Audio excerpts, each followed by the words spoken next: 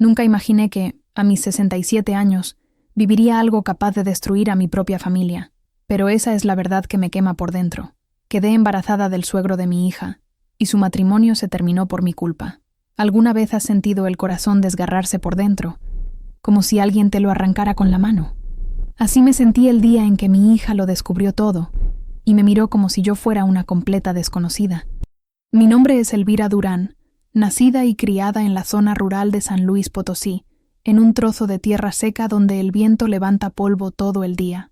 Crecí en un tiempo en que la mujer tenía que bajar la cabeza, obedecer y encima agradecer por cualquier migaja de respeto.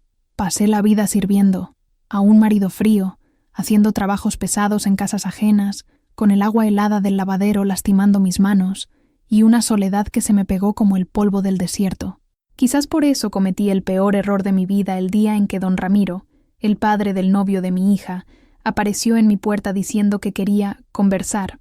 Aquel tono manso, esa manera de quien está acostumbrado a ser obedecido, y yo, necesitada de cualquier gesto de cariño, fui cediendo sin darme cuenta de que caminaba directo hacia una tragedia. Fue allí que todo comenzó a torcerse.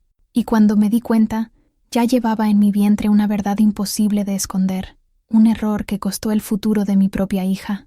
El aire en el pequeño cuarto de costura estaba pesado, denso con el olor a hilo, a tela nueva y el pánico que me subía por la garganta.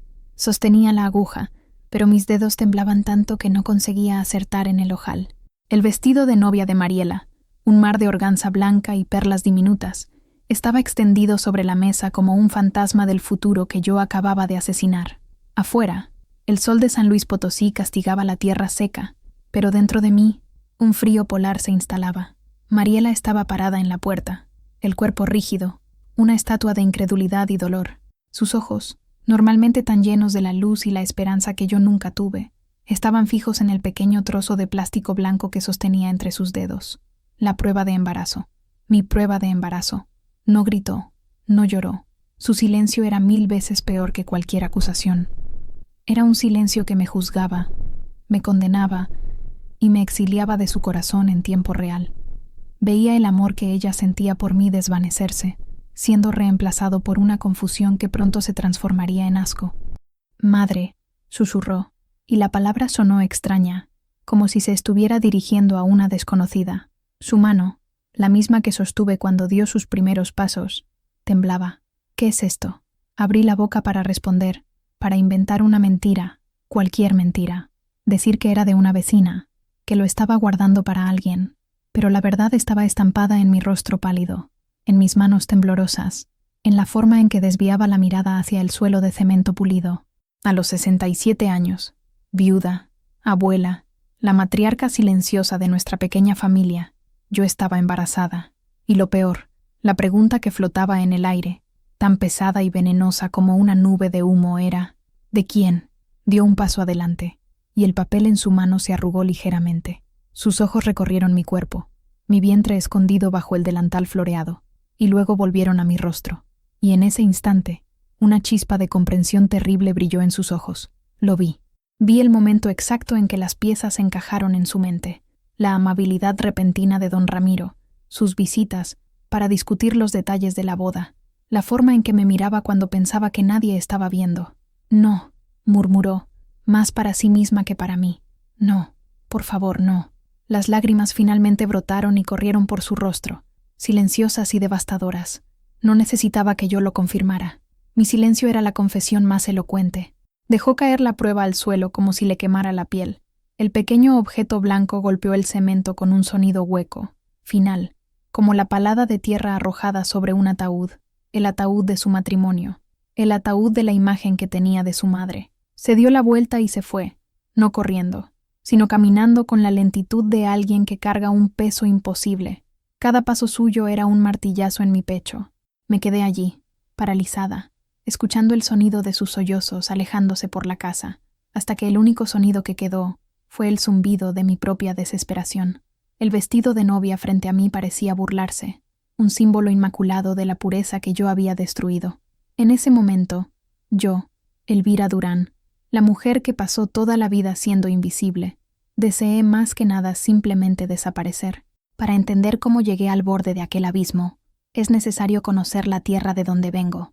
Nací y me crié aquí, en los alrededores de San Luis Potosí, donde el horizonte es una línea recta y el polvo tiene el color de la canela.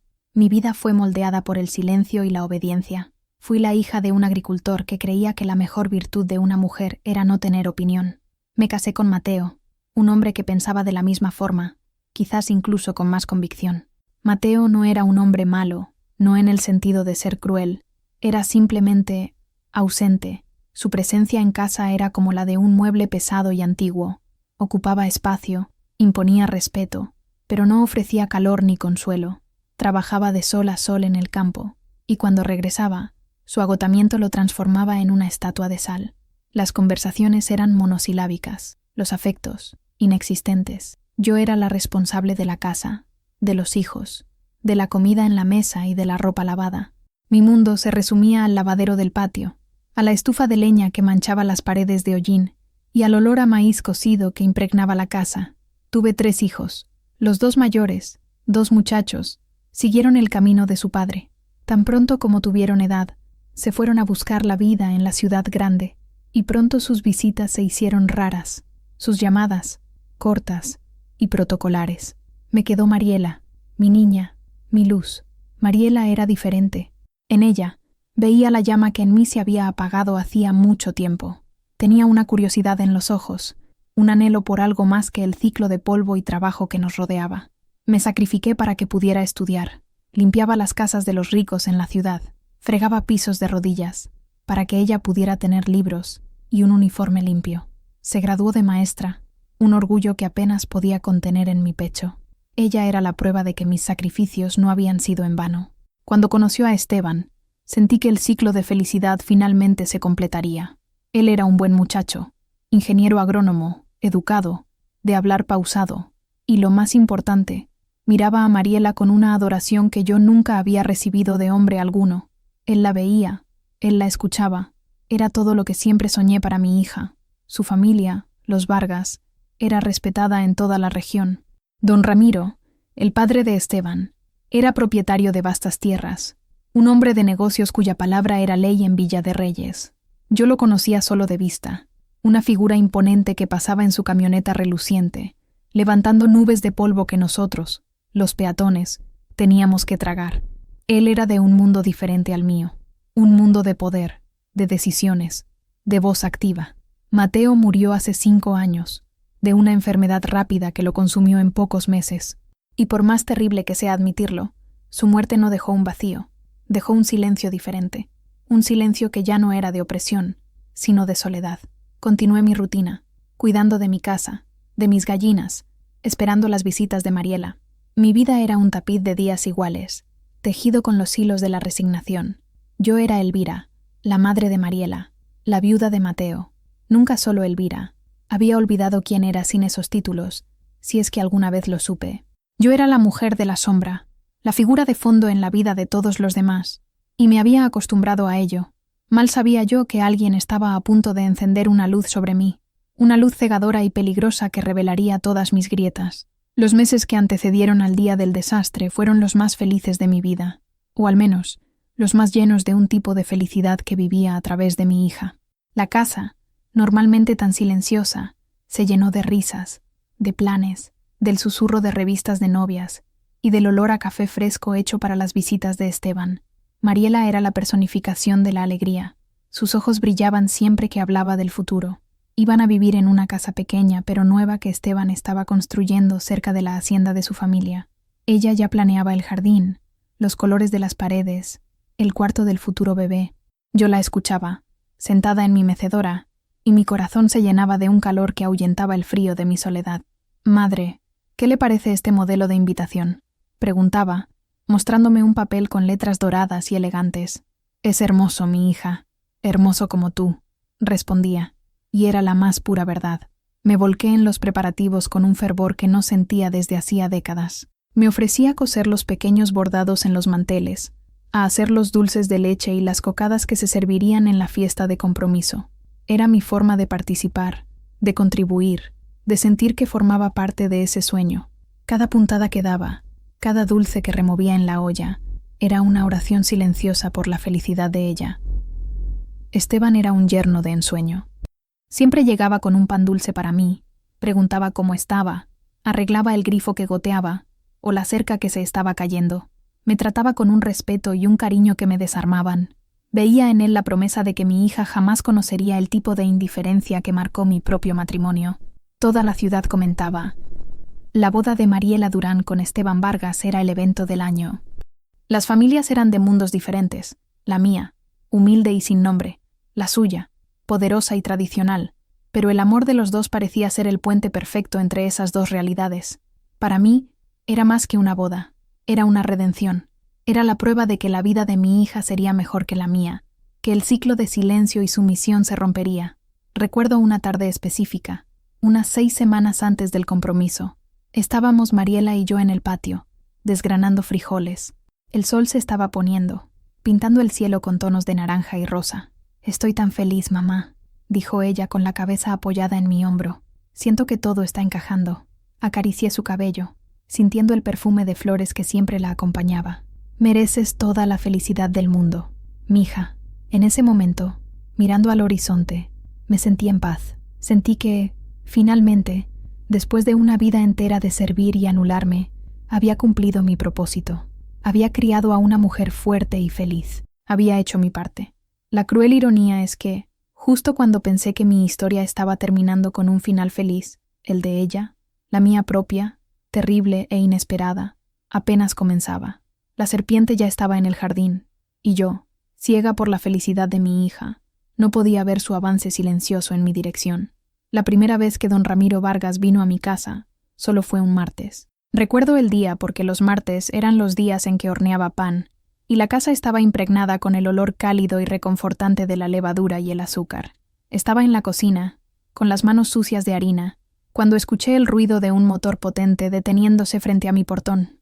Era su camioneta plateada, demasiado grande e imponente para nuestra callejuela de tierra. Mi primer pensamiento fue de aprensión. ¿Qué quería un hombre como él en mi humilde casa? Quizás había un problema con la boda. Mi corazón dio un brinco de ansiedad. Me sequé las manos en el delantal y fui hacia la puerta, arreglándome el cabello instintivamente. Él estaba parado afuera, quitándose el sombrero de fieltro en un gesto de respeto que me sorprendió. Don Ramiro era un hombre alto, de hombros anchos, con un rostro surcado por el sol y el tiempo. Su cabello era casi todo blanco, pero sus ojos, oscuros y penetrantes, tenían una vivacidad que desmentía su edad. Emanaba un aura de poder y confianza que me hacía sentir pequeña e inadecuada. «Doña Elvira», dijo, con una voz grave y resonante. «Disculpe que aparezca sin avisar. Estaba pasando por la zona y pensé en detenerme a saludarla». «Don Ramiro, por favor, entre», tartamudeé abriendo la puerta. «La casa es humilde, pero es suya». Entró, y su presencia pareció llenar todo el espacio de mi pequeña sala. Sus ojos recorrieron el ambiente, notando las paredes encaladas, los muebles simples de madera oscura, las flores de plástico en un jarrón sobre la mesa. Me sentí expuesta, como si él pudiera ver la pobreza y la simplicidad de mi vida en cada detalle. «¿Acepta un café?», ofrecí, más por costumbre que por otra cosa. «Me encantaría», respondió, con una sonrisa que suavizó sus facciones, «y huelo un delicioso aroma a pan». Mientras colaba el café, con las manos aún un poco temblorosas, él comenzó a hablar. Habló de la alegría de ver a su hijo tan feliz, de cómo Mariela era una muchacha de oro, educada y de buen corazón. «Usted hizo un trabajo maravilloso, doña Elvira. Crió una joya. Nadie me había dicho algo así nunca. La gente elogiaba a Mariela, pero el crédito nunca era mío. Yo era solo el suelo de donde la flor había brotado. Pero él me estaba elogiando a mí. Estaba reconociendo mi esfuerzo, mi sacrificio. Sentí un calor subir por mi rostro, una mezcla de vergüenza y un placer desconocido. Se sentó a la mesa de la cocina, un lugar que solo la familia más cercana ocupaba. Comió un trozo de mi pan con un gusto que parecía genuino, y me hizo preguntas, no sobre la boda, sino sobre mí. Preguntó sobre mi infancia, sobre mi difunto esposo, sobre cómo era la vida en el campo. Yo, que pasé la vida entera escuchando, de repente me encontré hablando. Le conté pequeñas cosas, fragmentos de mi existencia anónima, y él escuchaba. No me interrumpía, no miraba el reloj. Sus ojos oscuros estaban fijos en mí, y por primera vez en más de 40 años, Sentí que alguien estaba genuinamente interesado en lo que yo tenía que decir. Cuando se fue, una hora después, me sentí extrañamente ligera y al mismo tiempo perturbada. Su visita había roto la monotonía de mis días de una forma que no podía definir. Me había tratado no como la madre de la novia de su hijo, sino como una mujer, una persona, y esa sensación, tan nueva y tan poderosa, era como una semilla plantada en suelo seco y sediento, una semilla que, aún no lo sabía, daría frutos venenosos. La visita de don Ramiro no fue un evento aislado, se convirtió en un patrón. Una vez por semana, a veces dos, su camioneta plateada se detenía frente a mi casa. Las excusas eran siempre plausibles. Traía un queso fresco de su hacienda, venía a recoger un encargo de dulces que Mariela había pedido, o simplemente decía que estaba en la zona resolviendo negocios. Cada visita era una réplica de la primera. Se sentaba en mi cocina, tomaba mi café y me escuchaba. Poco a poco, las barreras de mi timidez se fueron deshaciendo. Me vi contándole sobre mis sueños de juventud, sueños tan antiguos y polvorientos que yo misma apenas recordaba. Le conté cómo quería haber sido costurera, tener mi propia tiendita, pero la vida y las obligaciones me llevaron por otro camino. «Tiene manos de hada, Elvira», dijo un día, observándome remendar un mantel de encaje. «Nunca es tarde para tener una tienda. Podría vender sus bordados, sus dulces. La gente de la ciudad pagaría bien por cosas hechas con tanto esmero». La forma en que dijo mi nombre, Elvira, sin el formal doña, envió un escalofrío por mi espalda. Era como si me despojara de mi identidad de viuda y matriarca, y me viera solo como yo era. Sus palabras eran como gotas de agua en un desierto. Yo absorbía cada elogio, cada palabra de aliento, con una sed desesperada. Me traía pequeños regalos, un chal de lana suave, porque notó que sentía frío al final de la tarde, un libro de recetas de tapa dura, porque mencioné que las páginas del mío estaban rotas y manchadas. Eran cosas pequeñas, pero nadie me había dado un regalo sin que fuera una fecha especial. Nadie había prestado suficiente atención para notar lo que yo necesitaba o me gustaba. Sabía, en algún lugar en el fondo de mi mente, que aquello no era normal. Había una línea delgada que se estaba cruzando, una intimidad que no era apropiada entre consuegros. Pero estaba tan hambrienta de atención, tan necesitada de reconocimiento, que ignoré las campanas de alarma que sonaban débilmente en mi conciencia. Me convencí de que era solo amistad, un respeto tardío de un hombre que veía en mí a una igual. Mariela, cuando estaba en casa durante una de sus visitas, encontraba la situación un poco extraña, pero no sospechaba nada. «A don Ramiro de verdad le cae bien, madre», decía con una sonrisa. «Creo que él también se siente solo, desde que doña Isabel, su esposa, se fue». Me aferré a esa explicación. Éramos dos viudos, dos solitarios encontrando en el otro una compañía para conversaciones triviales. Era una mentira cómoda, un velo que ponía sobre una realidad mucho más compleja y peligrosa. El peligro no estaba en sus gestos, sino en cómo me hacían sentir. Me hacía sentir visible, deseada, no de una forma carnal, al menos no al principio, sino de una forma que era casi más íntima. Deseaba mi compañía, mi opinión, mi historia, y yo, que había pasado la vida entera siendo un eco en la vida de los otros, me estaba volviendo adicta al sonido de mi propia voz siendo escuchada. Estaba siendo seducida, no por el hombre, sino por la sensación de finalmente existir a los ojos de alguien. La transición de lo que era una amistad impropia a algo más ocurrió de forma tan sutil que apenas me di cuenta de la línea que se cruzaba, hasta que ya estaba del otro lado. Fue en una tarde de lluvia, de esas tormentas de verano que convierten el mundo en un borrón gris y ruidoso. La electricidad se había ido, y la casa estaba sumergida en una penumbra acogedora, iluminada solo por un quinqué de queroseno que había encendido en la cocina. Ramiro apareció en mi puerta empapado, riendo del aguacero que lo había sorprendido. Le di una toalla seca y una taza de té caliente. Nos sentamos a la mesa, el sonido de la lluvia en el techo de lámina creando una burbuja de aislamiento a nuestro alrededor.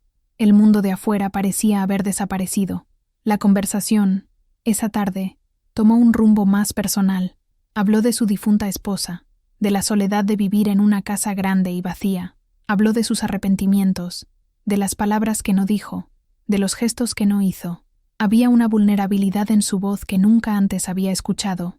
Se quitó la máscara del hombre de negocios poderoso y me mostró al hombre debajo de ella, solitario, envejeciendo, con miedo.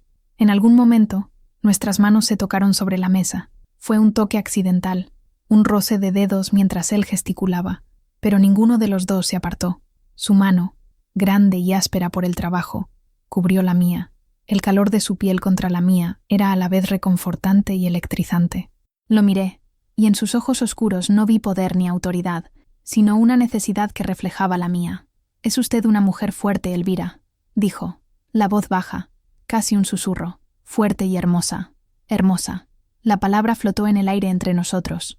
Nadie me llamaba hermosa desde hacía más de 40 años. Me miraba en el espejo, y solo veía las marcas del tiempo, las arrugas alrededor de los ojos, los hilos de cabello blanco, la piel manchada por el sol, pero él me miró como si viera otra cosa. Se inclinó, y yo no retrocedí.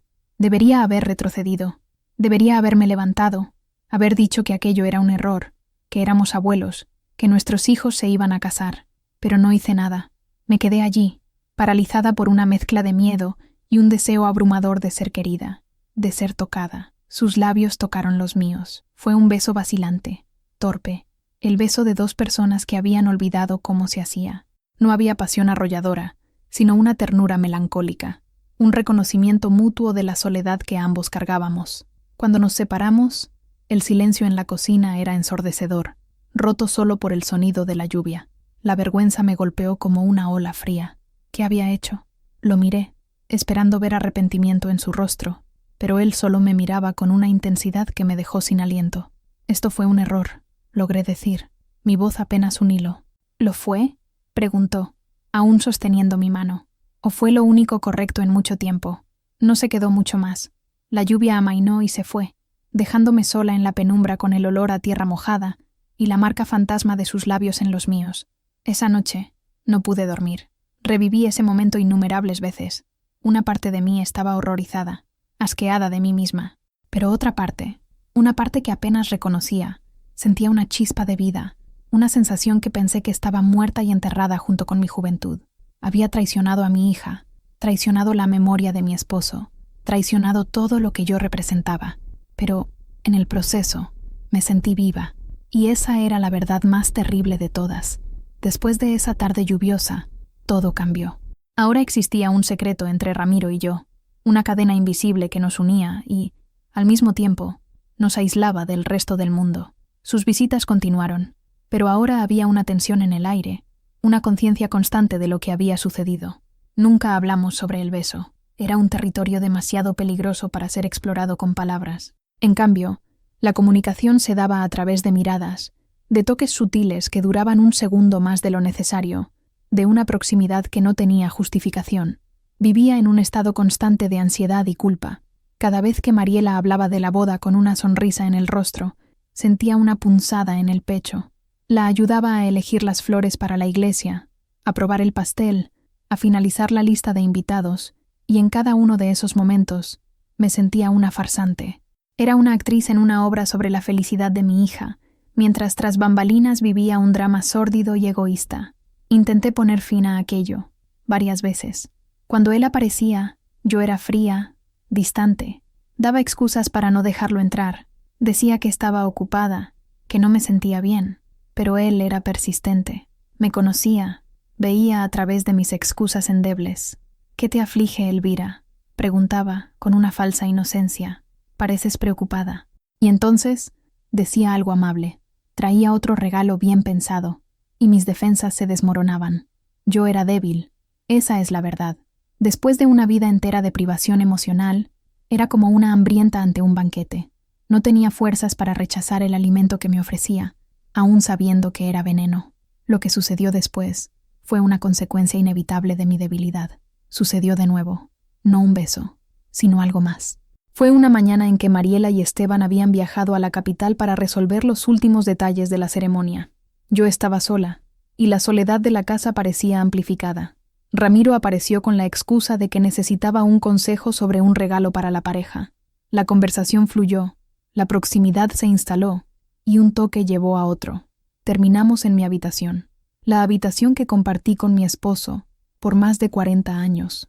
La ironía y la profanación de ese acto no se me escaparon, pero, en ese momento, fui incapaz de detenerme. Fue un acto de desesperación, no de pasión. Un acto de dos personas solitarias aferrándose la una a la otra en la oscuridad, intentando en vano llenar el vacío dentro de sí. Después, el arrepentimiento fue abrumador. Me quedé acostada en la cama, escuchando el sonido de su camioneta alejándose, y el asco de mí misma era tan intenso que me dio náuseas. Miré alrededor de mi habitación, las fotografías de mis hijos, el crucifijo en la pared, y me sentí la peor de las pecadoras. Me juré a mí misma que sería la última vez, definitivamente. Cortaría el contacto con Ramiro. Inventaría una enfermedad, si fuera necesario. Necesitaba proteger a mi hija, proteger lo que quedaba de mi dignidad, pero el secreto ya había echado raíces profundas. Él tenía un poder sobre mí, y yo sobre él. Éramos cómplices. El engranaje de nuestro engaño ya estaba girando, y no sabía cómo detenerlo. Estaba atrapada, y cada intento de liberarme parecía enredarme aún más en la telaraña que yo misma ayudé a tejer.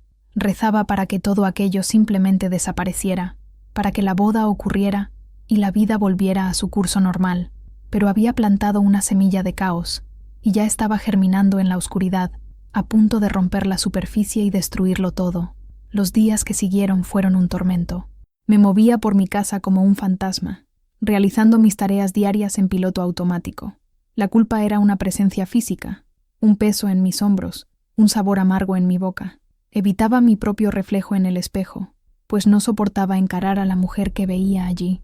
Comencé a notar sombras donde no las había. Cada coche que pasaba por la calle me hacía saltar, pensando que era Ramiro.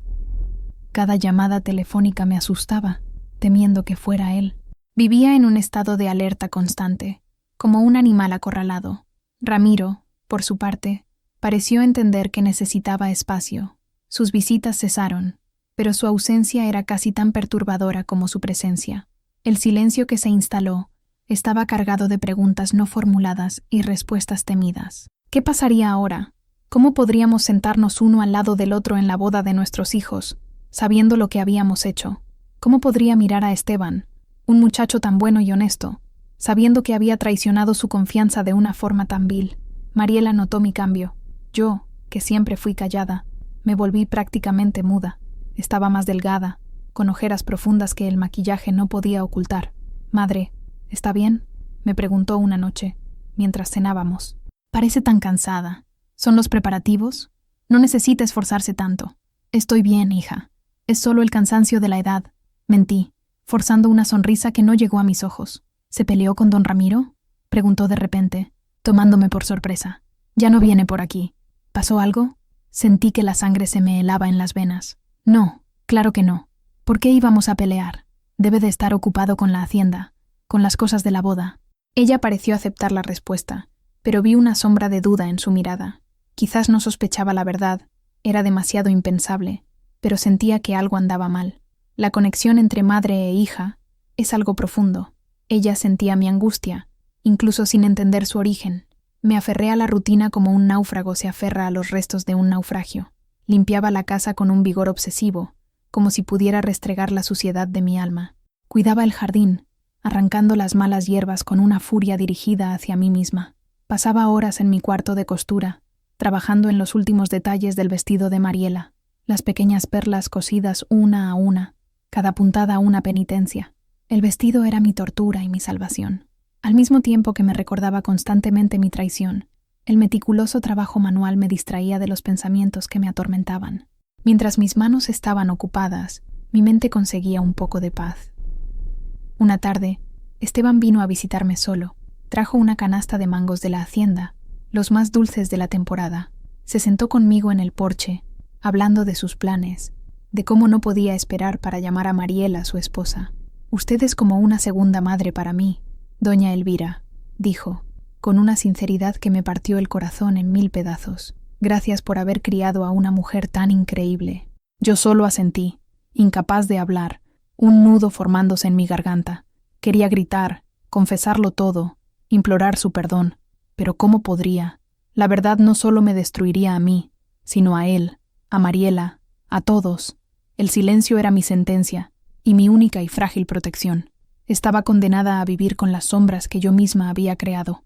La primera vez que sucedió, estaba en el patio, alimentando a las gallinas. El sol de la mañana aún no era fuerte, pero una ola de calor subió por mi cuerpo, seguida de un mareo que me hizo apoyarme en la cerca de madera para no caer. Lo atribuí al calor, a mi edad, al estrés. Respiré hondo, esperé a que la sensación pasara y continué con mis tareas. Pero el episodio se repitió. Unos días después, el olor del café fuerte, que yo amaba, de repente me revolvió el estómago.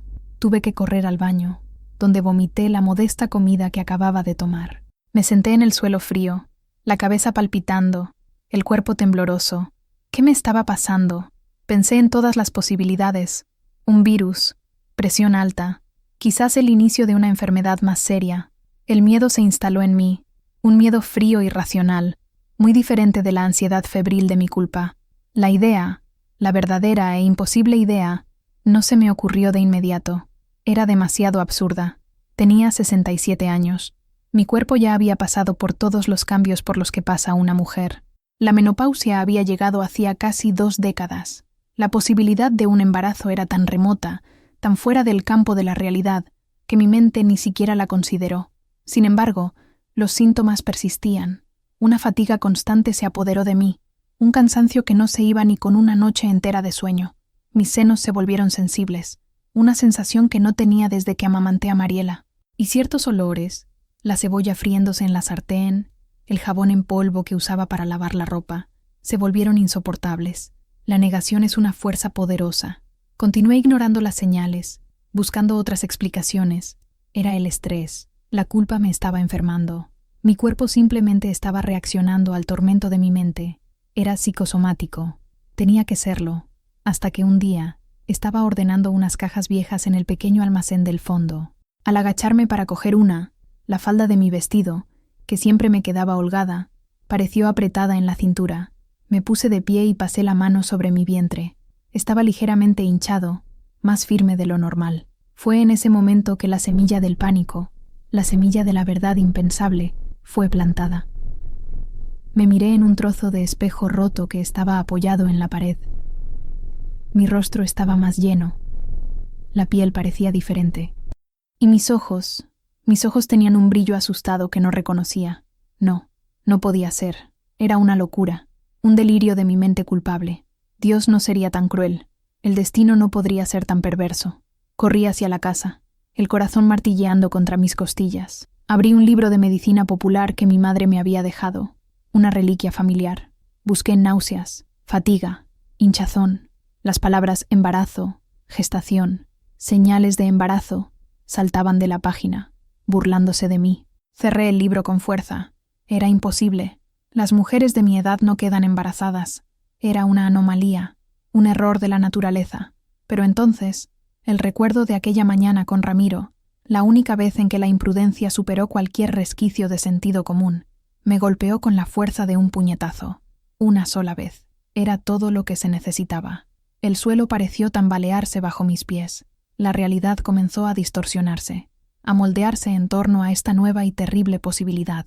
No estaba enferma, estaba embarazada. Embarazada de don Ramiro Vargas, el padre del novio de mi hija. El mundo no se estaba derrumbando, ya se había derrumbado, y yo apenas comenzaba a darme cuenta de que estaba sepultada bajo los escombros. El pánico se transformó en una necesidad desesperada de confirmación. Ya no podía vivir en la tortura de la incertidumbre. Necesitaba saber, aunque la verdad fuera la peor sentencia posible. ¿Pero cómo? No podía ir al médico de nuestro pequeño pueblo. La noticia se extendería como fuego en pasto seco, antes incluso de que saliera del consultorio. Decidí que necesitaba ir a Matehuala, una ciudad más grande, a unas horas de distancia. Allí, nadie me conocía. Sería solo un rostro anónimo en la multitud. La excusa que le di a Mariela fue que necesitaba comprar un tipo especial de hilo para el velo, uno que solo se encontraba en las tiendas grandes. Ella se ofreció a ir conmigo, pero insistí en que no era necesario, que aprovecharía para visitar a una prima lejana que vivía por allí. La facilidad con la que las mentiras salían ahora de mi boca me asustaba. El viaje en autobús fue un borrón de paisajes áridos y pensamientos febriles. Cada kilómetro que me distanciaba de casa aumentaba mi angustia. Miraba a las otras pasajeras, jóvenes, madres con sus hijos, señoras de mi edad dormitando, y me sentía una extraterrestre. Ninguna de ellas podría imaginar el vergonzoso secreto que yo cargaba. En Matehuala, lo primero que busqué fue una farmacia. Caminé por varias calles hasta encontrar una pequeña, en un callejón poco transitado. Mi corazón latía tan fuerte que podía oírlo en mis oídos. Entré, tratando de parecer tranquila y casual. Había un joven dependiente detrás del mostrador. «Buenos días. ¿Qué desea?», preguntó, con una sonrisa profesional. Abrí la boca, pero las palabras no salieron. Señalé tímidamente el estante detrás de él, donde las cajas de colores de las pruebas de embarazo estaban alineadas. «Una de esas, por favor», murmuré, sintiendo mi rostro arder de vergüenza. Tomó una caja sin hacer preguntas, la metió en una bolsita de papel y me dijo el precio. Pagué con las manos temblorosas, cogí el paquete como si fuera un objeto radiactivo y salí de la farmacia lo más rápido que pude. Ahora, el problema era dónde hacer la prueba. No podía usar el baño sucio de la estación de autobuses. Necesitaba un lugar privado, limpio. Recordé un pequeño hotel en el centro de la ciudad donde Mateo y yo nos habíamos alojado una vez, muchos años atrás, en un raro viaje. Decidí alquilar una habitación por unas horas. La habitación era sencilla, con olor a desinfectante y soledad. Cerré la puerta con llave. Me senté al borde de la cama y saqué la caja de la bolsita. Las instrucciones parecían escritas en un idioma extranjero. Mis manos temblaban tanto que apenas pude abrir el envoltorio. Fui al baño y seguí los pasos, uno por uno, como un autómata. Después, coloqué el pequeño dispositivo de plástico sobre el lavabo y esperé. Fueron los 3 minutos más largos de mi vida. No recé. Sentí que ya no tenía derecho a pedirle nada a Dios. Solo me quedé allí, mirando mi reflejo en el espejo manchado, a la mujer de cabello blanco y rostro asustado que me devolvía la mirada. Y entonces, las líneas aparecieron. 2, inequívocas, rosadas y crueles. Una ola de frío recorrió mi cuerpo, seguida de un vacío absoluto. No hubo lágrimas, no hubo gritos, solo un silencio hueco, la aceptación entumecida del fin. Todo había terminado. El matrimonio de Mariela, su felicidad, mi reputación, la poca paz que tenía. Todo sería destruido por esas 2 pequeñas líneas. Me quedé sentada en el suelo del baño durante casi 1 hora, sosteniendo la prueba en la mano. Era la prueba material de mi error, la sentencia de mi condena. Pensé en tirarla, en enterrarla en el fondo de mi bolso y fingir que ese viaje nunca había sucedido. Pero era inútil. La verdad no estaba en ese trozo de plástico. Estaba creciendo dentro de mí. Tomé el autobús de regreso a casa sintiéndome completamente hueca. El paisaje que antes era solo un borrón, ahora parecía burlarse de mí. Los árboles secos, la tierra agrietada, todo parecía un reflejo de mi futuro. Árido, sin vida, sin esperanza. Ya no regresaba a casa. Regresaba al inicio de mi infierno. Regresé a casa con la determinación de ocultar la verdad a toda costa. Era un plan demencial, lo sabía, pero la desesperación me hacía creer que era la única opción. Ocultaría el embarazo todo lo que pudiera. Quizás con suerte sufriría un aborto espontáneo. Era un pensamiento horrible, pecaminoso, pero me aferraba a él como mi única salvación. La prueba de embarazo se convirtió en mi secreto más peligroso. ¿Dónde esconderla? Tirarla a la basura era demasiado arriesgado. Alguien podría encontrarla. Decidí guardarla en el fondo de mi armario, dentro de una pequeña caja de madera donde guardaba agujas e hilos viejos, un lugar que solo yo tocaba. La vida continuó, pero para mí, cada día era una actuación. Sonreía a Mariela, discutía los arreglos de mesa con ella, fingía un entusiasmo que no sentía. Por dentro, estaba en una cuenta regresiva hacia la catástrofe. Los cambios en mi cuerpo se volvieron más difíciles de ignorar. Comencé a usar ropa más ancha, blusas sueltas, delantales atados de forma que disimularan mi cintura, que lentamente desaparecía. Me sentía prisionera en mi propio cuerpo, que me traicionaba día a día, revelando el secreto que tanto luchaba por mantener. Evité a Ramiro a toda costa. Cuando llamaba no respondía. Cuando venía al pueblo para las reuniones sobre la boda, inventaba una excusa para no estar presente. Necesitaba mantener la distancia, no solo por culpa, sino por miedo. Miedo de que me mirara y lo supiera. Miedo de que una palabra, una mirada, pudiera delatarnos. Un día, me encontró en el mercado. No tuve escapatoria. Se acercó, con el rostro serio. «Elvira, ¿qué está pasando? ¿Por qué me estás evitando?», preguntó, con la voz baja para que nadie oyera. «No estoy evitando a nadie, don Ramiro. He estado muy ocupada», respondí, sin poder mirarlo a los ojos. «¿Demasiado ocupada para hablar con el abuelo de tu nieto?», dijo, y la palabra nieto sonó como una broma cruel. Me miró de arriba abajo, y sentí un pánico helado. Sus ojos se detuvieron en mi vientre por un segundo, y contuve la respiración, pero no dijo nada. Solo negó con la cabeza, con una expresión de frustración en el rostro, y se alejó. Esa noche tuve una pesadilla terrible. Estaba en la iglesia, en la boda de Mariela. Ella estaba hermosa, radiante.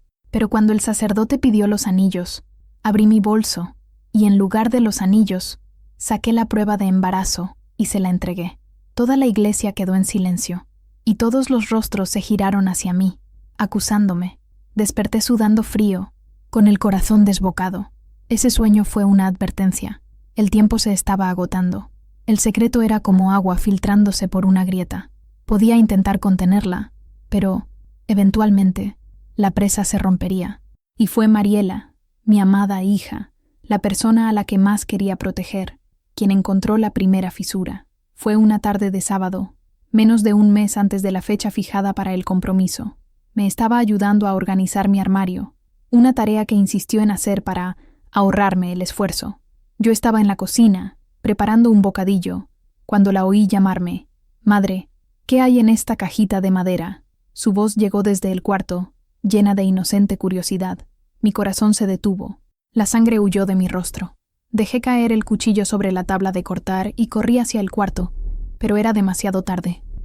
Cuando entré en la habitación, la escena que encontré quedará grabada en mi memoria para siempre. Mariela estaba sentada en mi cama, el sol de la tarde entrando por la ventana e iluminando su cabello oscuro. En su mano, sostenía la pequeña caja de madera abierta, y a su lado, sobre la colcha de retazos, estaba la prueba de embarazo. Su rostro era una máscara de pura confusión. Miró del objeto en su mano hacia mí, y de nuevo al objeto, como si su cerebro se negara a procesar la información. «Madre», comenzó, su voz apenas un hilo. «No entiendo. Esto estaba en tu armario. ¿Es tuyo?» El aire se enrareció. El tiempo pareció congelarse. Quería gritar, negar, arrancarle la prueba de la mano y decir que era un terrible error. Pero las palabras murieron en mi garganta. Solo me quedé allí, parada en la puerta, mi parálisis siendo la más rotunda de las confesiones.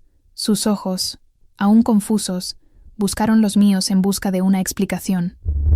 Una explicación que tuviera sentido. Quizás pensaba que estaba enferma, que aquello era un síntoma de algún problema hormonal. La verdad era tan monstruosa que aún no se había formado en su mente. Es de una amiga», tartamudeé, la mentira sonando débil y patética incluso para mis propios oídos. Me pidió que se lo guardara. Mariela frunció el ceño. Me conocía demasiado bien. Sabía cuándo estaba mintiendo. Volvió a mirar la prueba, como si la viera por primera vez, y entonces vi la comprensión comenzar a surgir en su rostro, lenta y dolorosamente. Recordó mis náuseas, mi cansancio, mi ropa ancha. Recordó las visitas de don Ramiro, mi cambio de comportamiento. Las piezas del rompecabezas, antes dispersas y sin sentido, comenzaron a encajar, formando una imagen horrible. Se levantó, con la prueba aún en la mano. Su rostro, antes confuso, ahora se contraía en una expresión de horror e incredulidad. «Madre, ¿de quién es?», preguntó, con la voz temblorosa, la pregunta cargada de un miedo que nunca había visto en ella. No pude responder, solo negué con la cabeza, y las lágrimas que había contenido durante semanas finalmente comenzaron a caer, gruesas y calientes, lágrimas de culpa, de vergüenza, de desesperación, y fue mi llanto lo que la rompió. La última pieza del rompecabezas encajó con un clic audible y devastador. No necesitaba el nombre. Mi sufrimiento era la confirmación de quién era el padre. «No», susurró, el sonido saliendo desgarrado de su garganta. Retrocedió un paso, como si yo fuera una criatura peligrosa. El amor y la admiración que siempre había tenido por mí se transformaron en repulsión ante mis ojos. «No puede ser. Él no. Tú no». Miró el vestido de novia, que colgaba de un maniquí en un rincón del cuarto. El vestido que yo había cosido con tanto amor y tanta hipocresía. La visión de ese símbolo de pureza y esperanza, ahora profanado por mi traición, pareció ser el golpe final. Dejó caer la prueba al suelo. El sonido del plástico golpeando la madera fue como un disparo en el silencio de la habitación. Y entonces se dio la vuelta y se fue. No dijo nada más.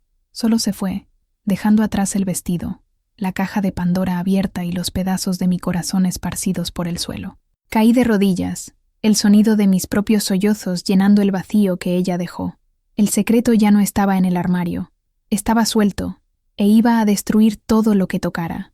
Me quedé de rodillas en el suelo de mi habitación por un tiempo que no puedo medir. El mundo a mi alrededor se había convertido en un zumbido bajo y constante. El sol seguía brillando afuera, los pájaros seguían cantando, pero dentro de esas 4 paredes, la vida como la conocía había terminado. La prueba de embarazo yacía en el suelo, un pequeño obelisco blanco marcando la tumba de la felicidad de mi hija. Oí la puerta de entrada abrirse y cerrarse con fuerza. Mariela se había ido. ¿A dónde? ¿Qué iba a hacer?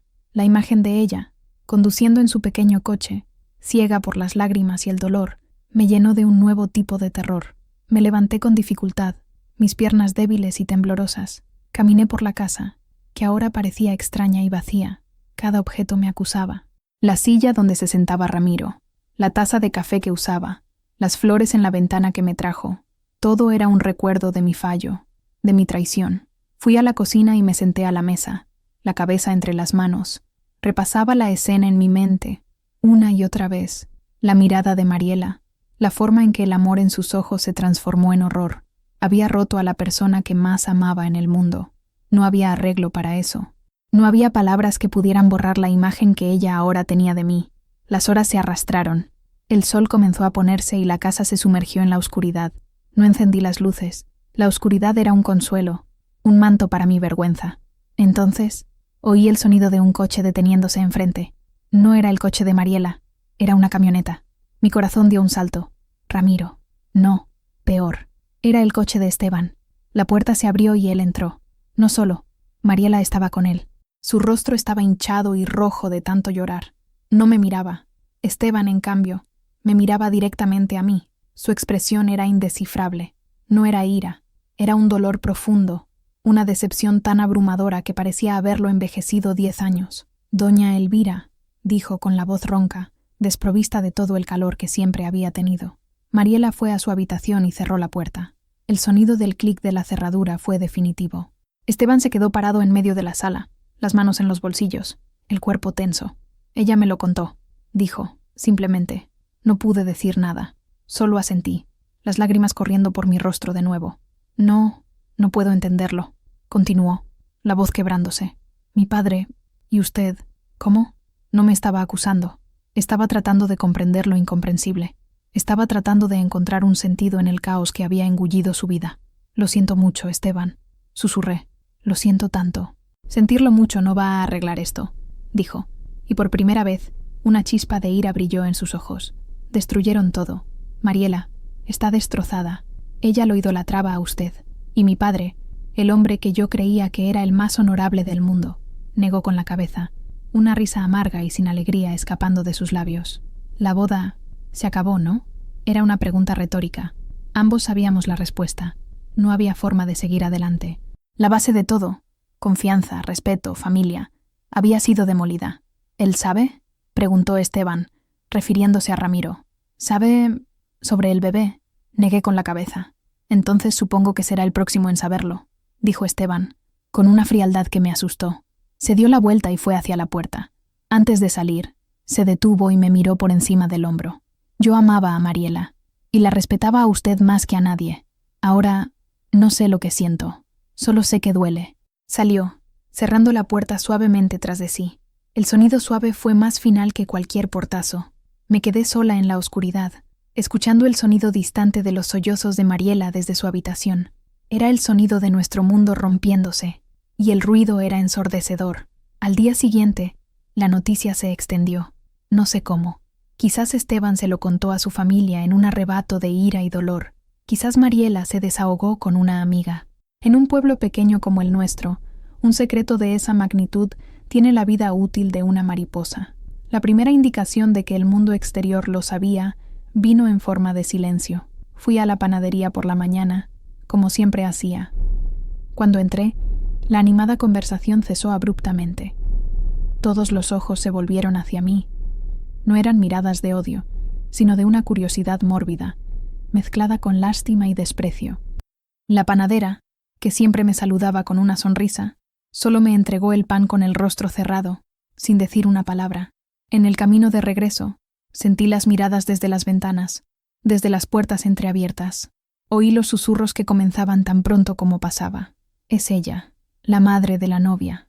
Pobrecita la muchacha. Con el viejo Vargas. ¡Qué vergüenza! Yo, que siempre fui invisible, ahora era el centro de atención. Y era un tipo de atención que quemaba la piel. Cada mirada era una piedra. Cada susurro era una bofetada. Regresé a casa sintiéndome desnuda y expuesta, como si todos pudieran ver la marca de mi vergüenza estampada en mi frente. Mariela no salió de su habitación. Se negó a comer, a hablar conmigo. La única comunicación entre nosotras era la bandeja de comida intacta que dejaba en su puerta y recogía horas después. La casa, que antes era mi refugio, se convirtió en una prisión de silencio y resentimiento. El teléfono comenzó a sonar. Eran las tías, las primas, las amigas de la familia, todas con la excusa de saber cómo estábamos, pero la verdadera intención era arrancar más detalles del chisme. No contesté. Dejé que el teléfono sonara hasta que parara, el sonido estridente resonando por la casa silenciosa, un recordatorio constante del desastre. Al final de la tarde, un coche se detuvo enfrente. No era Esteban ni Ramiro, era la madre de Esteban, doña Alma, una mujer pequeña, religiosa y de apariencia frágil, pero con una fuerza de acero en los ojos. No entró, solo me entregó una caja en la puerta. «Aquí están las cosas de Mariela», dijo con la voz fría como el hielo. Los regalos de compromiso, las cosas que ella ya había llevado a la casa nueva. Miré la caja, llena de los sueños rotos de mi hija. «Alma, yo...» comencé, pero me interrumpió. «No digas nada, Elvira. No hay nada que decir», habló, los ojos brillando con lágrimas no derramadas. «No solo destruiste a tu hija, destruiste a mi hijo, humillaste a mi familia. Rezo para que Dios tenga piedad de tu alma, porque yo no puedo tenerla». Se dio la vuelta y se fue, dejándome en la puerta con la caja en los brazos. El peso de los objetos no era nada comparado con el peso de sus palabras. Cerré la puerta y me apoyé en ella, deslizándome hasta el suelo. La humillación era completa. Ya no era Elvira Durán, la madre de Mariela, la viuda de Mateo. Era la otra, la adúltera, la mujer que, en la vejez, había perdido el juicio y la decencia. La tormenta de susurros afuera era terrible, pero la tormenta de silencio y acusación dentro de mi propia casa era insoportable. Estaba completamente sola, aislada en mi propia vergüenza, sin tener a dónde correr ni dónde esconderme. La noche cayó de nuevo, trayendo consigo la certeza de que la oscuridad en la que me encontraba no era temporal. Era mi nuevo hogar. Pasaron 2 días en un limbo de vergüenza y silencio. 2 días en los que Mariela permaneció encerrada en su habitación y yo deambulé por la casa como un alma en pena. Al tercer día, él vino. La camioneta plateada de Ramiro se detuvo frente a mi casa, no con la discreción de antes, sino con una urgencia que delataba la gravedad de la situación. Lo vi bajar del coche, el rostro una máscara de furia contenida. No llamó a la puerta, simplemente la abrió y entró, como si fuera el dueño del lugar. «¿Qué has hecho?», dijo, la voz baja y sibilante, cargada de veneno. Yo estaba en la cocina, lavando unos platos que no necesitaban ser lavados, solo para mantener las manos ocupadas. Me di la vuelta para encararlo. El hombre que me sedujo con palabras amables y atención, ahora me miraba como si fuera un gusano. «¿Qué he hecho yo?», repetí, y una chispa de ira, la primera en mucho tiempo, comenzó a arder dentro de mí. «¿Qué hemos hecho nosotros, Ramiro? No me vengas con eso», gruñó, dando un paso hacia mí. «Esto fue un error tuyo, un descuido tuyo. Te dije que tuvieras cuidado». La acusación era tan absurda, tan injusta, que por un momento me quedé sin palabras. Estaba tratando de echarme toda la culpa, de eximirse de cualquier responsabilidad. «¿Un descuido mío?», dije, mi voz ganando fuerza. «Tú estabas allí, Ramiro. Eres tan culpable como yo». «Cállate», dijo, mirando nerviosamente hacia la puerta cerrada de la habitación de Mariela. «No grites. Ya has causado suficiente daño. Todo el pueblo está hablando. Mi nombre, el nombre de mi familia, está siendo arrastrado por el lodo por tu culpa». «¿Por mi culpa?». Mi ira ahora superaba el miedo y la vergüenza. «Te preocupaste por tu nombre cuando venías aquí, a escondidas, llenándome de elogios y promesas falsas. ¿Te preocupaste por tu familia cuando me tocaste?». Retrocedió, sorprendido por mi repentina osadía. Estaba acostumbrado a mi sumisión, a mi pasividad. No esperaba que yo respondiera. «Eso no importa ahora», dijo cambiando de táctica. «Lo que importa es resolver esto. Tienes que arreglarlo. Nadie puede saber sobre esto. Gesticuló hacia mi vientre, la palabra bebé negándose a salir de su boca. ¿Arreglarlo?, pregunté incrédula. ¿Qué quieres decir con arreglarlo, Ramiro? ¿Que desaparezca? ¿Que me esconda como una criminal?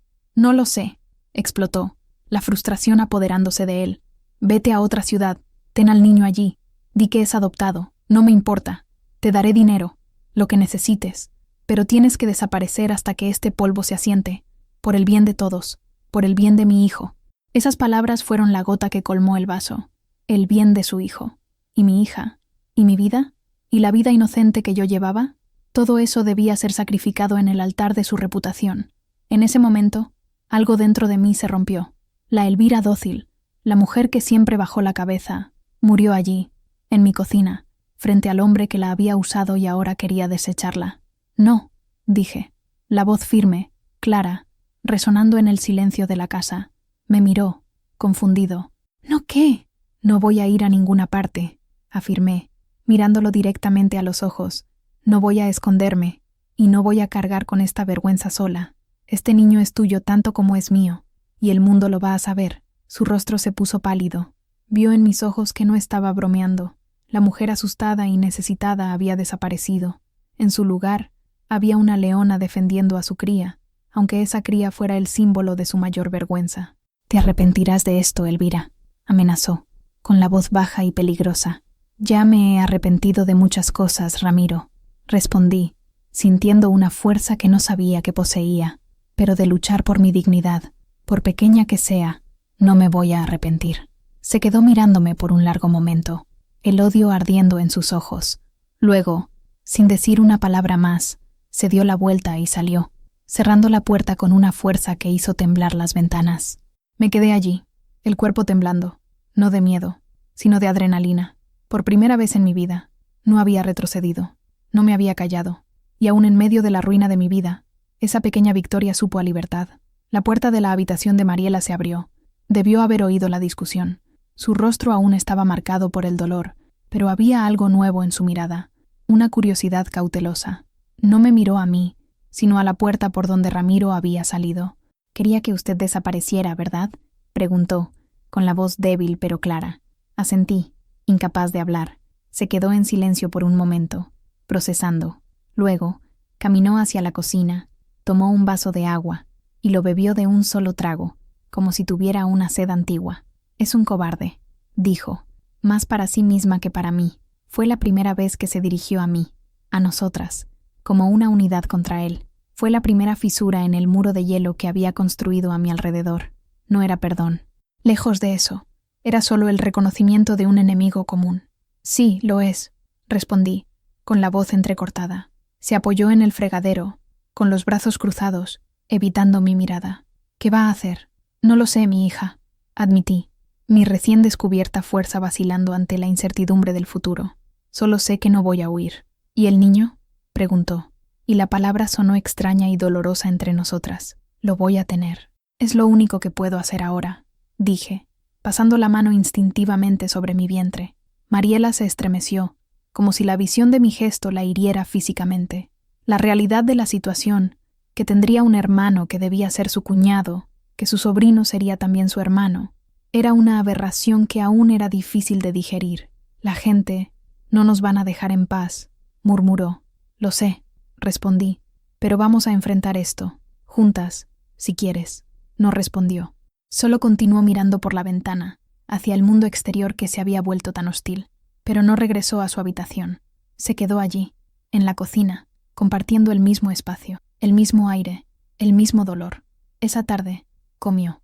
Se sentó a la mesa conmigo y comimos en silencio. Era un silencio diferente al de acusación de los días anteriores. Era un silencio pesado, melancólico, pero había en él un hilo de algo nuevo. Quizás la comprensión de que, por mucho que la hubiera herido, seguíamos siendo madre e hija, dos mujeres abandonadas por el mismo hombre, cada una a su manera. No hablamos de lo que sucedió. Aún no. La herida era demasiado profunda para tocarla, pero su presencia allí, el simple acto de compartir una comida, fue un bálsamo para mi alma herida. Sabía que el camino por delante sería largo y arduo. La ira de Mariela, su dolor, no desaparecerían de la noche a la mañana. El perdón, si llegaba, sería una conquista lenta y difícil, pero esa tarde, en esa cocina silenciosa, con el sol poniéndose y pintando las paredes de dorado, sentí una pequeña y frágil chispa de esperanza, la esperanza de que, quizás, no todo estaba perdido. Los meses siguientes fueron los más largos y difíciles de mi vida. El embarazo avanzaba, y con él, mi cuerpo se transformaba en un testimonio público de mi vergüenza. El vientre, que intenté ocultar durante tanto tiempo, ahora era prominente e innegable. Caminar por el pueblo se convirtió en un acto de valentía. Los susurros se transformaron en miradas abiertas de reprobación. Las mujeres que antes me saludaban, ahora cruzaban la calle para evitarme. Los hombres me miraban con una mezcla de desprecio y una curiosidad lasciva que me revolvía el estómago. Yo era el espectáculo del pueblo, la vieja que perdió el juicio. En casa, la convivencia con Mariela era una danza delicada en un campo minado. Hablaba conmigo, pero solo lo esencial. El almuerzo está listo. ¿Necesitas algo de la farmacia? La intimidad, el calor, la complicidad que siempre tuvimos habían desaparecido, reemplazadas por una cordialidad fría y distante. Había vuelto a dar clases en la escuela, una decisión que admiré por su coraje. Sabía que no era fácil para ella. Los niños, con su crueldad inocente, seguramente hacían preguntas. Los otros maestros, los padres de los alumnos, todos conocían la historia, pero ella enfrentaba todo con la cabeza en alto, una dignidad que contrastaba con mi propia vergüenza. La única persona que no me juzgaba era Esteban. Aparecía de vez en cuando, siempre cuando Mariela no estaba. No venía por mí, sino para verla, para intentar hablar con ella. Mariela se negaba a verlo.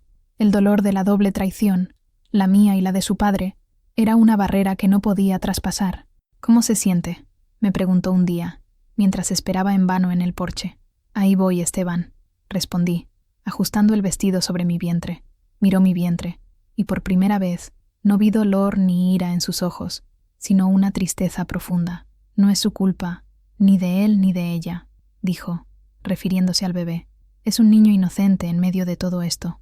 Sus palabras me tocaron profundamente. Viniendo de él, la otra gran víctima de mi insensatez, ese gesto de compasión fue un regalo inesperado. Mientras mi cuerpo se volvía más pesado y torpe, mi alma, paradójicamente, parecía fortalecerse. La humillación pública, en lugar de romperme, forjó en mí una nueva resiliencia. Ya no bajaba la cabeza cuando la gente me miraba fijamente. Les devolvía la mirada, no con desafío, sino con una calma que parecía confundirlos. No debía explicaciones a nadie. Mi penitencia era entre yo, mi hija y Dios. Comencé a preparar el ajuar del bebé. Sentada en mi mecedora, tejía zapatitos de lana, cosía pequeños saquitos. Eran actos de amor, pero también de desafío. Cada pieza que creaba era una afirmación. Este niño existiría, sería amado y cuidado, independientemente de las circunstancias de su concepción. Mariela a veces me observaba, desde lejos. Veía la confusión en su rostro. El conflicto entre la repulsión por la situación y la visión de su madre, la misma madre que la cuidó con tanto cariño, preparándose para cuidar de una nueva vida. El niño, aún no nacido, ya estaba construyendo un puente, frágil e inestable, sobre el abismo que nos separaba. Sucedió en una noche de tormenta, muy parecida a aquella en la que todo comenzó. La lluvia golpeaba fuerte el techo, y los relámpagos iluminaban la sala cada pocos segundos. Yo estaba cosiendo, y Mariela leía en un rincón. El silencio entre nosotras era denso, casi palpable. «¿Por qué?», preguntó de repente, sin apartar los ojos del libro. Dejé de coser. La pregunta quedó flotando en el aire, simple, directa y la más difícil de todas. «¿Por qué, madre? Necesito entender». Dejé la costura en mi regazo y la miré. Sus ojos estaban fijos en mí, exigiendo una verdad que yo misma apenas comprendía. «No lo sé, mi hija», comencé, con la voz entrecortada. «No hay una explicación que justifique lo que hice. No hay excusa». «Inténtelo», insistió cerrando el libro. «Me lo merezco. Merezco saber por qué tiro mi felicidad a la basura». Respiré hondo, buscando las palabras. Estaba sola, Mariela, tan sola. Después de que tu padre murió, la casa se volvió tan silenciosa, y yo me sentía invisible, para todo el mundo, para tus hermanos, para las vecinas, incluso para mí misma. Me miraba en el espejo y no veía a nadie. Las lágrimas comenzaron a correr por mi rostro, pero no me detuve. Y entonces apareció él, y me vio, me elogió, me escuchó, me hizo sentir como si yo importara, como si mi opinión, mi historia, valiera algo. Fue como agua para quien se está muriendo de sed. Y bebí, Mariela, bebí sin pensar en las consecuencias, sin pensar que el agua estaba envenenada. Le conté todo, sobre mi vida de silencios, sobre cómo me sentía anulada por mi esposo, por la sociedad, por todos, sobre cómo la atención de Ramiro llenó un vacío que ni siquiera sabía que era tan profundo. No era un intento de justificarme, sino de hacerle entender el paisaje desolado de mi alma, donde la semilla de ese error pudo germinar. No lo amaba, continué, la voz un susurro. Nunca lo amé.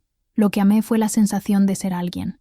Y fui débil, egoísta, y en mi egoísmo no vi que estaba destruyendo a la persona que más amo en el mundo, a ti. Mariela escuchó todo en silencio, el rostro impasible. Las lágrimas también corrían por su rostro, pero no las secaba. Podría haber hablado conmigo, madre, dijo con la voz quebrada. Podría haberme contado que se sentía sola. Yo la habría escuchado. Yo la habría ayudado. Lo sé, sollocé, pero la vergüenza de admitir mi propia carencia, mi propio vacío, era demasiado grande, y cometí el peor error de mi vida, un error que pagaré todos los días, hasta el final. Nos quedamos en silencio durante un largo tiempo, el único sonido siendo el de la lluvia y nuestros sollozos contenidos. La odio por haber hecho esto, dijo, finalmente. Las palabras fueron como cuchillos, pero las recibí, pues sabía que las merecía. Pero también siento lástima por usted. Se levantó y se acercó a mí. Dudó por un momento, y luego, por primera vez en meses, me tocó. Puso su mano en mi hombro. Fue un toque ligero, vacilante, pero fue suficiente para quebrarme. Me encorvé y lloré, un llanto profundo, liberador, de un dolor que llevaba cargando toda una vida. No me abrazó. No dijo que todo estaría bien, pero se quedó allí, con la mano en mi hombro, hasta que dejé de llorar. Y en ese gesto, en ese pequeño punto de contacto, sentí que la curación, por más distante e improbable que pareciera, quizás era posible. La conversación con Mariela, aunque dolorosa, marcó un punto de inflexión. El hielo entre nosotras se había roto, y aunque la relación aún era frágil y llena de grietas, ya no había el silencio hostil. Había una tristeza compartida, una comprensión incipiente. Con esta pequeña tregua en casa, encontré fuerzas para mirar hacia afuera, hacia la batalla que aún necesitaba librar. Ramiro se había callado. Después de nuestra discusión, no me buscó más. Se había retirado a su fortaleza de poder y dinero, probablemente esperando que yo desapareciera o que el escándalo muriera por sí solo. Pero no iba a permitirlo. No iba a dejar que se saliera con la suya, como el hombre honorable, cuya reputación fue manchada por una vieja loca. La verdad necesitaba ser dicha, no en susurros en las esquinas, sino en alto y buen sonido. Mi decisión no fue movida por la venganza, fue movida por algo nuevo que crecía en mí, junto con mi hijo, el amor propio. Me di cuenta de que, al exponer su hipocresía, no solo estaría luchando por el reconocimiento de mi hijo, sino por mi propia dignidad. Estaba reescribiendo el final de mi historia, que no sería sobre una mujer que cayó en desgracia, sino sobre una mujer que se levantó para reclamar su verdad. Comencé a prepararme, no con abogados o amenazas, pues no tenía recursos para ello. Mi única arma eran mis palabras y mi historia. Primero, necesitaba el apoyo, o al menos la neutralidad, de una persona clave, doña Alma, la madre de Esteban. Recordé el desprecio en sus ojos cuando me devolvió las cosas de Mariela. Sería la tarea más difícil. Decidí escribirle una carta. Mis manos temblaban mientras sostenía la pluma. ¿Qué podría decirle? Derramé mi corazón en el papel. Le conté la misma historia que le conté a Mariela. Hablé de mi soledad, de la sutil manipulación de Ramiro, de mi debilidad. No pedí perdón, pues sabía que no lo merecía. Pedí solo que escuchara, que intentara entender el contexto, que viera que el padre de su hijo no era la víctima que él aparentaba ser. No escribo para manchar el nombre de nadie, escribí, sino para defender el honor de mi hijo que pronto nacerá. Él merece tener un padre, y ese padre tiene nombre y apellido, Ramiro Vargas. Le di la carta a un muchacho de confianza, pidiéndole que se la entregara en mano a doña Alma. No esperaba una respuesta, pero esperaba haber plantado una semilla de duda en su corazón. El siguiente paso era la confrontación final. No sabía cómo ni cuándo sería, pero sabía que era inevitable. Necesitaba mirar a Ramiro, no en la privacidad de mi cocina, sino frente a otros, y hacerle asumir su responsabilidad. Mariela, al verme escribir la carta, me preguntó qué estaba haciendo. Le conté mi plan. Me escuchó en silencio, con el rostro preocupado. «Es un hombre poderoso, madre. Puede destruirla», advirtió. «Ya me destruyó mi hija», respondí, con una calma que me sorprendió. «Ahora, todo lo que puedo hacer es juntar los pedazos y construir algo nuevo, algo honesto». No dijo nada más, pero vi en sus ojos un respeto renuente. Estaba comenzando a ver no a la madre débil que cometió un terrible error, sino a una mujer luchando, a su manera torpe, por la justicia, y su apoyo silencioso era la armadura que necesitaba para la batalla que estaba por venir. La oportunidad para la confrontación llegó de una forma inesperada. El pueblo estaba organizando la fiesta anual de la cosecha, un gran evento en la plaza principal, con música, comida y la presencia de todas las familias importantes de la región. La familia Vargas, como siempre, era una de las patrocinadoras y estaría en un lugar destacado. Mi primera inclinación fue quedarme en casa, evitar las miradas y los comentarios. Pero entonces me di cuenta. Ese era el escenario perfecto. Sería público. Sería frente a todos los que me juzgaron y condenaron. Me puse mi mejor vestido, uno simple, de flores, que Mariela me regaló años atrás. Me recogí el cabello canoso en un moño ordenado. Me miré en el espejo. La mujer que me devolvió la mirada estaba embarazada, envejecida y marcada por el dolor, pero había una determinación en sus ojos que nunca antes había visto. «¿Estás segura de esto, madre?», preguntó Mariela, parada en la puerta. «Necesito hacer esto», respondí.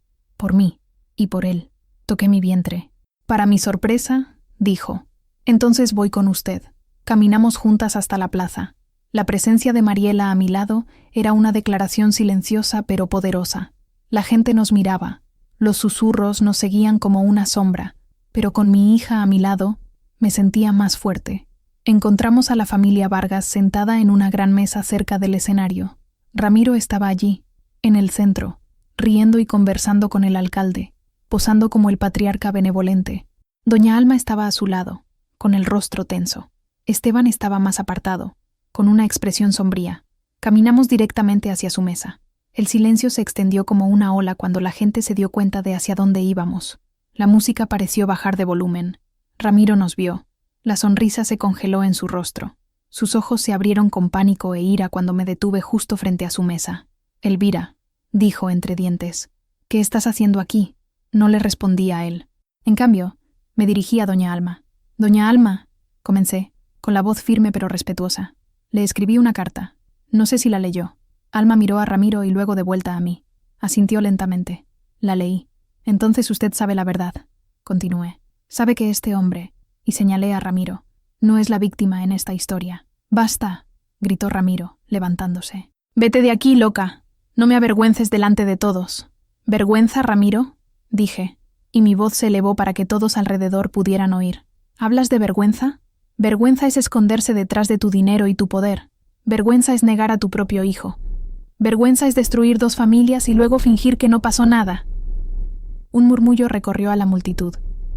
La gente se acercaba, curiosa por ver el desenlace del drama. «No vine aquí para hacer un escándalo», continué, la voz más calmada ahora. «Vine aquí para decir la verdad. Cometí un error terrible, un error por el cual le pediré perdón a mi hija por el resto de mi vida. Pero no cometí ese error sola, y no voy a cargar con esta culpa sola». Miré directamente a Ramiro, cuyos ojos fulminaban de odio. «Este hijo que espero es tuyo, y tendrá tu nombre, quieras o no». Me volví hacia Esteban. «Y a ti, Esteban, te pido perdón. Eres un buen hombre, y no merecías nada de esto». Esteban solo me miró, el rostro una mezcla de dolor, y quizás una pizca de alivio al ver la verdad finalmente expuesta. Entonces, sucedió algo inesperado. Doña Alma se levantó, miró a Ramiro y luego a la multitud. «Lo que Elvira dice es verdad», declaró, la voz temblorosa pero clara. «Mi exmarido se equivocó, y este niño es un Vargas. Tendrá lo que es suyo por derecho». La mandíbula de Ramiro cayó. Miró a doña Alma, traicionado. El silencio en la plaza era absoluto. Había conseguido lo que quería. La verdad estaba sobre la mesa, para que todos la vieran. Sin gritos, sin violencia, solo la fuerza de palabras honestas. Me di la vuelta, tomé la mano de Mariela y, juntas, con la cabeza en alto, atravesamos a la multitud y nos fuimos a casa. No me sentía victoriosa, me sentía exhausta, vacía, pero también sentía algo nuevo. Paz. La batalla había terminado. La fiesta de la cosecha se convirtió en el evento más comentado de la década en nuestro pequeño pueblo.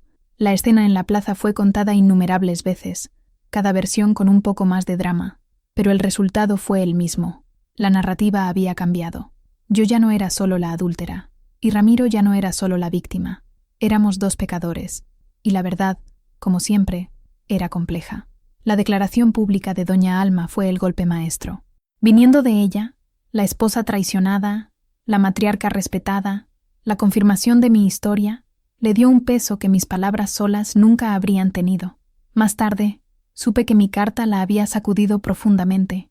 Confrontó a Ramiro, quien, acorralado, acabó confesando. Su decisión de apoyarme en público fue un acto de coraje y de justicia, uno que nunca olvidaría. La vida de Ramiro cambió drásticamente. Su autoridad moral, que era la base de su poder en la comunidad, fue irremediablemente sacudida. Se convirtió en una figura más reclusa. Evitaba eventos públicos. La gente todavía lo respetaba por su dinero, pero el miedo y la admiración habían sido reemplazados por un desprecio velado. Consiguió lo que más temía, la vergüenza pública. En casa, la atmósfera también cambió. La tensión entre Mariela y yo se disipó, reemplazada por una calma cansada. La verdad, por más fea que fuera, estaba ahora al aire libre, y ya no necesitábamos andar de puntillas a su alrededor. Una tarde, unas semanas después del enfrentamiento, Mariela entró en el cuarto de costura y tomó uno de los zapatitos de lana que yo había tejido. «¿Es para un niño o una niña?», preguntó. «El médico cree que es un niño», respondí, el corazón latiendo un poco más fuerte. Se quedó mirando el pequeño zapato en su mano. «Necesitará un nombre». «Pensé en Mateo», dije, tímidamente, «en honor a tu padre». Me miró, y por primera vez en mucho tiempo, vi un atisbo de su antigua sonrisa. A papá le habría gustado eso. Mateo Vargas Durán, dijo el nombre completo, reconociendo el linaje de ambos lados. Fue un gesto de aceptación, un paso gigante hacia la curación. Esteban también volvió a buscarnos. Su relación con su padre estaba rota, pero no culpaba a Mariela ni a mí. Él y Mariela comenzaron a conversar de nuevo, no como novios, sino como dos amigos que compartían una herida profunda. Si su amor podría reconstruirse de las cenizas, solo el tiempo lo diría. Pero estaban hablando, y eso ya era un comienzo. El polvo del escándalo comenzó a asentarse. La gente encontró nuevos chismes, nuevos dramas para ocupar sus tardes. Mi historia se convirtió en parte del tapiz del pueblo, una leyenda local contada en voz baja. Continué mi vida, pero algo fundamental había cambiado dentro de mí. El miedo al juicio ajeno había desaparecido. Había enfrentado lo peor y sobrevivido, y al hacerlo, encontré una fuerza que no sabía que poseía. No estaba orgullosa de lo que hice, pero estaba orgullosa de la mujer en la que me transformé después. Una mujer que ya no se inclinaba, que ya no se callaba. Estaba lista para recibir a mi hijo, no con vergüenza, sino con la dignidad que tanto había luchado por reconquistar. El trabajo de parto comenzó en una madrugada fría de enero. Los dolores me despertaron, primero suaves, como cólicos, luego más fuertes, rítmicos, inconfundibles. El miedo se mezcló con la anticipación. A los 68 años, mi cuerpo estaba a punto de pasar por una prueba que no enfrentaba desde hacía más de 30. Mariela, que dormía en un colchón en mi habitación las últimas semanas, se despertó con mi primer gemido. Actuó con una calma y eficiencia que me llenaron de orgullo. Me ayudó a vestirme, tomó la pequeña maleta que habíamos preparado y me guió hasta el coche.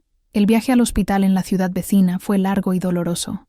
Con cada contracción, apretaba la mano de Mariela, y ella apretaba la mía de vuelta. No hablamos mucho. Las palabras eran innecesarias. Su presencia, su apoyo silencioso, era todo lo que necesitaba. En el hospital, las enfermeras me miraron con una curiosidad mal disimulada. Una abuela dando a luz no era algo que se viera todos los días, pero fueron profesionales y amables. El parto fue difícil, más largo y más agotador de lo que recordaba. Hubo momentos en los que pensé que no lo lograría, que mi cuerpo viejo y cansado cedería. Pero entonces miraba el rostro de Mariela, que permaneció a mi lado todo el tiempo, susurrando palabras de aliento, y encontraba una nueva fuerza. Y entonces, poco después del amanecer, nació un llanto fuerte, agudo, lleno de vida. Llenó la sala de partos. Las enfermeras lo limpiaron y lo pusieron en mis brazos. Era pequeño, arrugado, con un mechón de cabello oscuro. Perfecto. Miré su carita y el mundo exterior desapareció. La vergüenza, el escándalo, el dolor, todo se disolvió en ese momento. Todo lo que existía era ese pequeño ser, mi hijo. Las lágrimas corrieron por mi rostro, pero esta vez no eran de tristeza o culpa. Eran de un amor tan abrumador, tan puro, que me dejó sin aliento. Lo besé en la frente, inhalando su olor a vida nueva. «Hola, Mateo», susurré. Mariela se acercó, con los ojos brillantes de lágrimas. Extendió la mano y tocó la manita del bebé, que inmediatamente se aferró a su dedo. «Es hermoso, madre», dijo, con la voz entrecortada. «Es muy hermoso». En ese momento, mirando a mi hija y a mi hijo juntos, sentí una ola de paz invadirme. El camino que nos trajo hasta aquí fue tortuoso y lleno de dolor, pero el resultado era ese milagro en mis brazos. Ramiro no estaba allí. Nadie de la familia Vargas estaba allí. Y eso no importaba. Mateo me tenía a mí y tenía a su hermana. Tenía una familia rota, remendada, imperfecta, pero una familia construida sobre la verdad y, con suerte, sobre la capacidad de perdonar y amar. El llanto de Mateo no era el sonido de un error, era el sonido de un nuevo comienzo. Los primeros meses de la vida de Mateo fueron un torbellino de tomas nocturnas, cambios de pañales y un cansancio dulce y profundo. Mi casa, antes tan silenciosa, ahora estaba llena del sonido de sus gorjeos, sus pequeños suspiros y, ocasionalmente, su fuerte llanto. La relación entre Mariela y su nuevo hermano floreció de una manera que no me atrevía a esperar. Se enamoró de él instantáneamente. Llegaba de la escuela y lo primero que hacía era tomarlo en brazos. Le cantaba, le contaba cuentos, lo mecía hasta que se dormía. «Tiene tus ojos, madre», me dijo un día, mientras observaba a Mateo dormir en su cuna.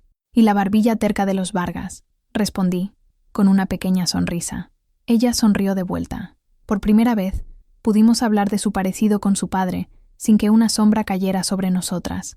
Era una señal de que las heridas, aunque todavía presentes, comenzaban a cicatrizar.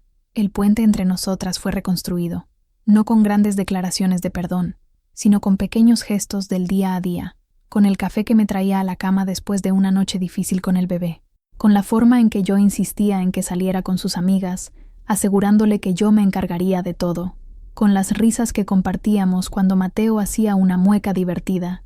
Estábamos redescubriéndonos, no solo como madre e hija, sino como dos mujeres, dos compañeras criando a un niño juntas. Doña Alma comenzó a visitarnos. Sus primeras visitas fueron breves, un poco formales. Traía regalos para su nieto, lo observaba con una mezcla de amor y tristeza, y se iba. Pero, con el tiempo, comenzó a quedarse más. Se sentaba conmigo en la cocina, tomaba un café, y hablábamos de cosas triviales: el clima, el precio del maíz, los niños. Nunca mencionábamos a Ramiro. Su nombre era un fantasma que rondaba a la familia, pero que todos acordamos ignorar. Esteban también era una presencia constante. Venía a ver a Mateo, pero sus ojos siempre estaban en Mariela. Los veía conversando en el porche, las voces bajas, las posturas cautelosas. No me entrometía. Su futuro era algo que debían resolver solos, pero veía la forma en que él la miraba y la forma en que ella, a veces, se permitía sonreírle. Había esperanza allí. Un día estaba en la sala, meciendo a Mateo en mi regazo, y oí a Mariela y Esteban reír en el porche. Una risa genuina, abierta. El sonido llenó mi corazón de calor. Miré a mi hijo durmiendo en mis brazos. Su existencia fue el resultado de mi mayor error, de mi mayor debilidad. Pero también fue el catalizador de todo lo que vino después, de mi coraje, de la verdad, de la curación de mi familia. No era un símbolo de vergüenza, era un símbolo de resiliencia. El pueblo, poco a poco, también cambió su percepción. Veían a Mariela, a doña Alma y a Esteban visitándonos. Veían una familia formándose, a pesar de todo. El escándalo dio paso a una aceptación renuente y, en algunos casos, a un respeto silencioso. Vieron que no nos escondimos, que enfrentamos nuestra realidad de frente. Y eso, en una comunidad que valora la fuerza, contaba mucho. La vida continuaba, no como antes, sino quizás de una forma más honesta y más fuerte. Pasaron 2 años. Mateo ya caminaba. Corría por nuestro pequeño patio con una energía que me dejaba exhausta y maravillada. Sus primeras palabras fueron «mamá» y «Lela», su apodo para Mariela. Era un niño feliz, ruidoso y amado, el centro de nuestro pequeño universo. Mi vida se asentó en una nueva rutina, una nueva normalidad. Ya no era la viuda solitaria en la casa silenciosa. Era la madre de un niño pequeño, con todas las alegrías y desafíos que eso implicaba. Mis días estaban llenos de juegos en el suelo, de preparar papillas, de leer cuentos infantiles. Estaba más cansada que nunca, pero también me sentía más viva. Con el aliento de Mariela, retomé mis antiguos talentos. Comencé a hacer dulces y bordados para vender en el mercado del pueblo. Al principio, la gente compraba por curiosidad, pero pronto la calidad de mi trabajo habló por sí misma. Creé una pequeña clientela. Gané mi propio dinero por primera vez en la vida. Era poco, pero era mío. La sensación de independencia era embriagadora. Mariela y Esteban se acercaron de nuevo. No reanudaron su compromiso, pero construyeron una amistad sólida, basada en la honestidad y un profundo cariño. Él era una figura constante en la vida de Mateo, un tío postizo que lo adoraba. Si un día esa amistad se transformaría en amor de nuevo, no lo sabía, pero veía a mi hija sonreír de nuevo, una sonrisa genuina, libre de la sombra del pasado, y eso era suficiente para mí. Ramiro nunca buscó conocer a su hijo. Cumplía con su obligación financiera, depositando una cantidad generosa en una cuenta para Mateo todos los meses, una negociación hecha a través de doña Alma. Pero nunca pidió verlo. Quizás la vergüenza era demasiado grande, quizás simplemente no le importaba. De alguna manera, su ausencia fue una bendición. Mateo crecía en un ambiente de amor, libre de la influencia de un hombre que yo sabía que era débil y cobarde. Yo, Elvira Durán, la mujer que vivió en la sombra durante casi 70 años, encontré mi lugar al sol. Un sol modesto, pero cálido y verdadero. Todavía era juzgada por algunos, los más conservadores, los que nunca perdonan, pero aprendí a no darle importancia. La opinión de ellos no pagaba mis cuentas, no acostaba a mi hijo, no me daba la paz que sentía al ver a mi pequeña y extraña familia reunida. Un día, estaba en el jardín, observando a Mateo intentar atrapar una mariposa. Mariela se acercó y se paró a mi lado. Mirándolo, a veces olvido cómo empezó todo, dijo en voz baja. Yo nunca lo olvido, respondí con sinceridad. Es un recordatorio constante del error, pero también de la fuerza que encontramos después de él. Tomó mi mano, un gesto que ahora era natural entre nosotras. Usted es la mujer más fuerte que conozco, madre. Las lágrimas llenaron mis ojos. Esas palabras, viniendo de ella, eran la absolución que nunca pedí, pero que mi alma anhelaba desesperadamente. Miré mi jardín, las plantas que cuidé con tanto esmero, incluso en el suelo seco y duro de nuestra tierra. Florecían, como nosotras. Éramos flores del desierto, nacidas de la adversidad, frágiles, pero increíblemente resilientes, y hermosas a nuestra propia manera.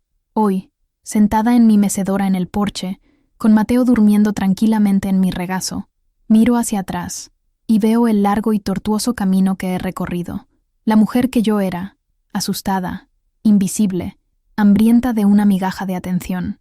Me parece una extraña ahora. Mi historia no es un cuento de hadas. No hay un final feliz convencional. La boda de mi hija no sucedió. La familia perfecta que soñé para ella se deshizo. Llevaré para siempre la cicatriz del mal que causé. Pero esta historia tampoco es una tragedia. Es una historia de supervivencia. Aprendí que los mayores errores pueden, paradójicamente, llevarnos a nuestras mayores verdades. Fue necesario que mi vida se desmoronara para que pudiera reconstruirla sobre una base más sólida, la de la honestidad y el amor propio. Fue necesario que lo perdiera todo para descubrir lo único que realmente importaba, mi propia voz. La herencia que recibí de mi madre, y de la madre de ella antes, fue la herencia del silencio, la creencia de que una mujer debe tragarse su dolor, sus necesidades, sus deseos. Pasé la mayor parte de mi vida honrando esa herencia, pero la herencia que dejaré a mi hija y a mi hijo será diferente. Será la herencia del silencio roto, la lección de que la verdad, por más dolorosa que sea, es siempre el mejor camino, y que no hay vergüenza en ser vulnerable, en admitir la soledad, en pedir ayuda. Mariela está en la cocina, preparando la cena. El olor a pimientos asados llena el aire. En un rato, llegará Esteban, como hace casi todas las noches, para jugar con Mateo antes de que se vaya a la cama. Doña Alma vendrá el domingo. trayendo su famoso pastel de elote. Nuestra familia es un mosaico, hecho de fragmentos de otras 2 familias que se rompieron. Pero, de alguna manera, las piezas han encajado para formar una imagen nueva, quizás no tan bonita como la original, pero mucho más fuerte y verdadera. Miro el rostro dormido de mi hijo, mi pequeño milagro nacido del caos. Él nunca conocerá la historia completa, no hasta que sea lo suficientemente hombre para entender las complejidades del corazón humano, pero sabrá que es amado, ferozmente, incondicionalmente. Mi viaje estuvo marcado por la vergüenza, pero elijo terminarlo con dignidad. Soy Elvira Durán. Cometí un error devastador, pero también soy madre, abuela, amiga. Soy una sobreviviente. Y finalmente, después de casi 70 años, soy libre. Mi voz, que estuvo atrapada en mi garganta durante tanto tiempo, finalmente encontró una forma de salir. Y si esta historia, con todas sus imperfecciones y dolores, ha resonado en ti de alguna manera, si te ha recordado que detrás de cada titular de escándalo existe un alma humana luchando, entonces te pido que te unas a nuestra conversación. Historias como la mía necesitan una comunidad para florecer, un lugar seguro donde la empatía supere al juicio. Suscríbete al canal, dale me gusta si sientes que este viaje valió la pena, y comparte tus pensamientos en los comentarios. Porque cada voz que se alza contra el silencio ayuda a iluminar el camino para otra persona. Y yo, Elvira, sé lo oscuro que puede ser ese camino cuando se recorre en soledad. Gracias por escucharme.